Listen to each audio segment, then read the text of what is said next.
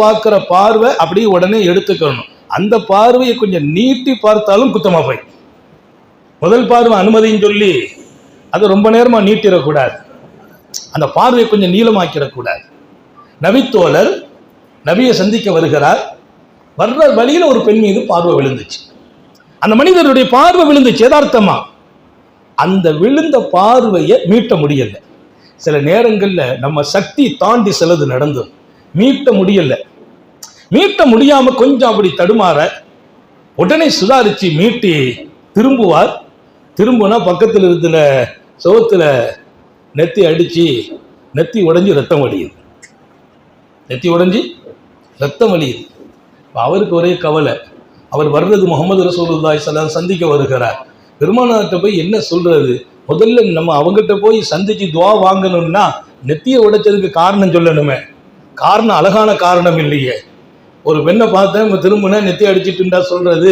ஆனா சஹாபாக்களும் சரி, அன்னலாரின் காலத்தில் வாழ்ந்தவர்களும் சரி, தங்கள் குறைகளை சரி செய்ய ஆசைப்பட்டார்களே தவிர அதை உரியவர்களிடத்தில் சொல்வதை மறைக்கவில்லை.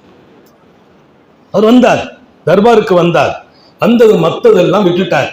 அவர் கேட்டார், யார ரசூலல்லாஹ், நான் வந்தேன், வர்ற வழியில ஒரு பெண்ணை யதார்த்தமா பார்த்தேன், பார்வையை மீட்ட முடியாம ஆகி போனேன். அப்புறம் திரும்பி பார்த்த போது நெத்தியில சுவர் இடிச்சு நெத்தி உடைஞ்சு போச்சு யார ரசூலல்லாஹ்னாங்க. ஸல்லல்லாஹு அலைஹி வஸல்லம், அல்லாஹ் உன் மீது ரொம்ப அன்புள்ளவன் என்றார். அவன் அன்புள்ளவன். நீ செய்த பாவத்தை அப்படியே வச்சு உன்னை தண்டிக்காம உடனே உன்னை சரியாக்கணும்னு நினைச்சான் அல்லாஹ். லேசா ஒரு அடியை கொடுத்தான், மண்டை உடைஞ்சிச்சு, ரத்தம் வழிஞ்சிச்சு, அந்த பாவம் மன்னிக்கப்பட்டு போச்சு.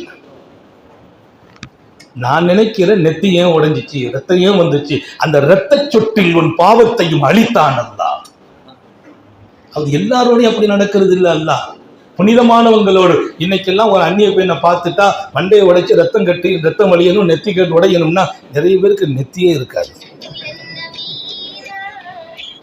ஒரு பெண்ணை பார்த்துட்டா அதுக்கு தண்டனை நெத்தி உடையணும்னா எத்தனை பேருக்கு நெத்தி இருக்கும்?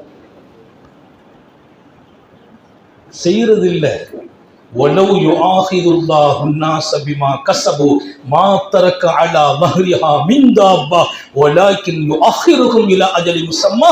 மனிதர்கள் செய்யும் தவறுகளுக்கும் பாவங்களுக்கும் உடனுக்குடன் அல்லாஹ் பிடித்தால், தண்டித்தால் இந்த மண்ணில் ஒருவர் நடக்க மாட்டார், ஒருவர் நடக்க மாட்டார். மா தரக்க அலா வஹ்ரிஹா மின் தாபா வலாக்கின் யுஅখিরுஹும் இலா அஜலின் முஸம்மா. அல்லாஹ்வுக்கு ஒரு பழக்கம் இருக்குது. என் அடியான் தானே, தவறு செய்துட்டான், விடு, நாளைக்கு சரியாயிடுவான், விட்டு நாளைக்கு சரியாயிடுவான். இன்னைக்கு பசியா இருக்கிறான், மலக்க கூப்பிட்டு சொல்லுவான், அவருக்கு சாப்பாடு கொடு. யா அல்லாஹ், அவன் மோசமான செயல் செய்துட்டு வந்திருக்கிறான், பரவாயில்லப்பா, சோத்த கொடும்பானா.